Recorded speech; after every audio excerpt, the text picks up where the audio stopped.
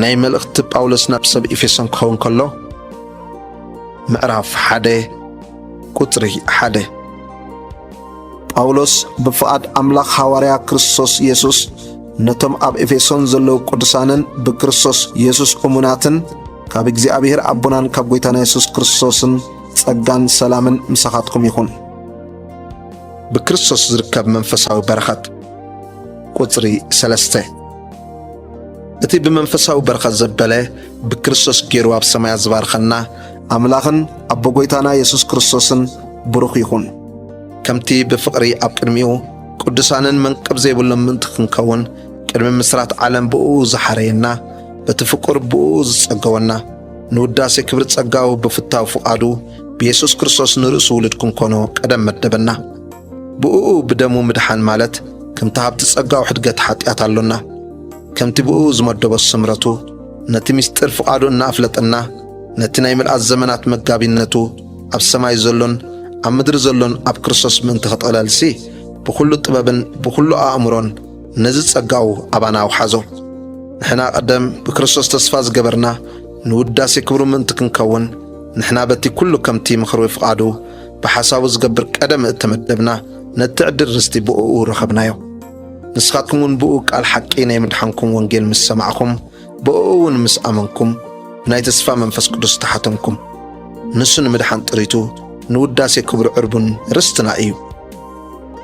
ናይ ጳውሎስ ምስጋናን ጸሎትን ቁጥሪ 15 ስለዚ ከዓ ኣነ እጣ ብጎይታና ኢየሱስ ኣባኻትኩም ዘላ እምነትን ንኹሎም ቅዱሳን ዘለኩም ፍቕርን ምስ ሰማዕኹ ብጸሎተይ እናዘከርኩኹም ከየብኮርኩ ስሌኹም የመስግን ኣለኹ።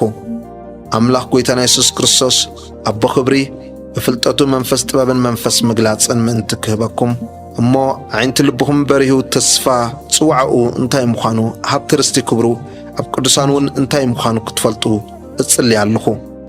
ኣምላኽ ንክርስቶስ ካብ ሙታት ኣተንሲኡ ኣብ የማኑ ኣብ ሰማያት ምስ ኣቐመጦ ኣብታ ትመጽእ እውን እምበር ኣብዚ ዓለም እዚኣ ጥራይ ዘይኮነ ኣብ ልዕሊ ኩሉ ሽመትን ስልጣንን ሓይልን ጐይትንነትን ዝስመ ዘበለ ስምን ምስ ኣርኣሶ ነቲ ሕልፊ ዘለዎ ዓብዪ ሓይሊ ኣባና እናእምን ዘሎና ከም ስልጣን ሓይሉ ኣብ ክርስቶስ ዝገበሮ ግብሪ ንስኻትኩም እንታይ ምዃኑ ክትፈልጥዎ እጽልየልኩም ኣለኹ። ንብዘሎ ከዓ ኣብ ትሕቲ ኣጋሩ ኣግዝኦ ኣብ ልዕሊ ኩሉ ስርእሲ ምእንቲ ክኸውን ድማ ነታ ማሕበር ወፈዮ ንሳ ከዓ ስጋኡ ናይቲ ኩሉ ኣብ ኩሎም ዝመልእ ምልኣቱ እያ።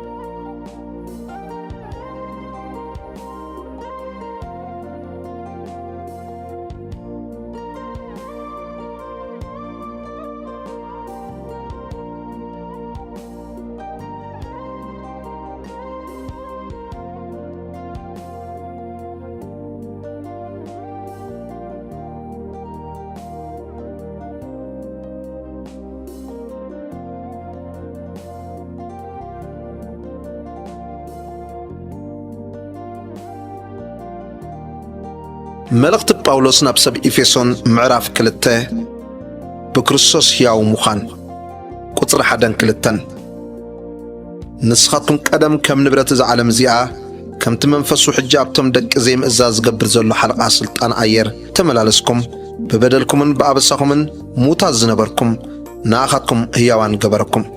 ንሕና ኩላትና ከዓ ነቲ ናይ ስጋን ናይ ሓሳባትን ድሌት እናገበርና ቀደም ብትምኒት ስጋና ምሳታቶም ንነብር ነበርና ከምቶም ካልኦት እውን ብባህሪና ደቂ ቁጣዓ ነበርና። ግና ኸእቲ ብምሕረት ሃብታም ዝኾነ ኣምላኽ ምእንትታ በኣ ዘፍቀረና ዓባይ ፍቕሩ ናና ብበደልና ሙታት ከሉናስ ምስ ክርስቶስ ሕያዋን ገበረና ብጸጋ ኢኹም ዝድሓንኩም።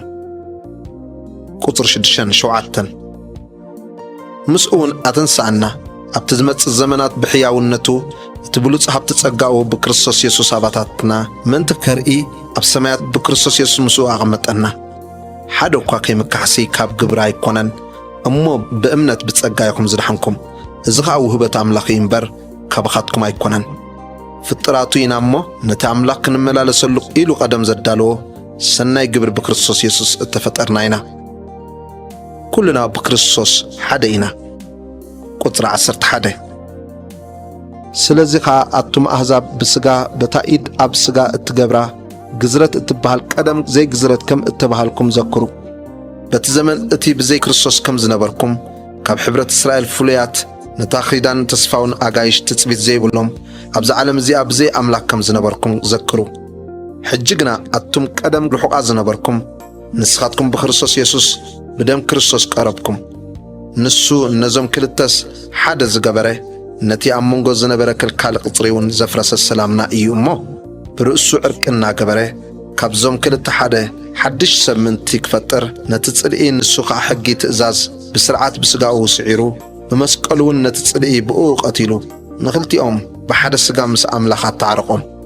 ንኽልቴና ብኡ ብሓደ መንፈስ ናብ ኣቦ ምእተዊ ስለ ዘሎና ከዓ ንኣኻትኩም ርሑቓት ዝነበርኩም መጺኡ ሰላም ኣበሰረ።